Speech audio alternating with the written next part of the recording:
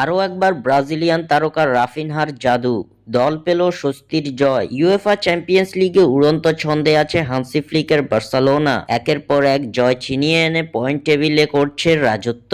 UCL এ গত রাতে Borussia ডর্টমুন্ডের বিপক্ষে দারুণ এক জয় তুলে নিয়েছে কাতালান ক্লাবটি, যে জয়ে আরও একবার গুরুত্বপূর্ণ অবদান রেখেছেন ব্রাজিলিয়ান সুপারস্টার রাফিনহা। প্রতিপক্ষের মাঠ ইদুনা পার্কে ৩-২ গোলে জিতেছে বার্সা। এদিন প্রতিপক্ষের মাঠে বল দখল থেকে শুরু করে আক্রমণে আধিপত্য দেখিয়েছে ইয়ামাল ও রাফিনহারা। প্রথমার্ধের খেলা গোলশূন্য ড্র দিয়ে শেষ হলেও দ্বিতীয়ার্ধে হয়েছে ৫ গোল। এই ম্যাচে গোলের শুরুটা হয় রাফিনহার হাত ধরে। ৫২তম মিনিটে ড্যানি ওলমোর অ্যাসিস্টে ডেডলক ভাঙেন ব্রাজিলিয়ান রাফিনহা। বার্সা এগিয়ে যায় ১-০ গোলে।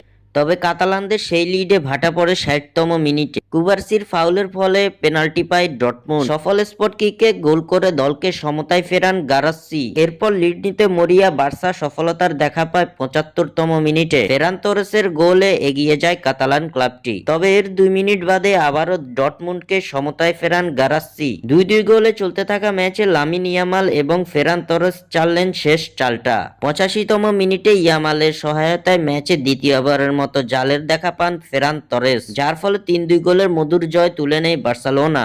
স্বাক্ষর থেকে সাদবিন ইসলাম।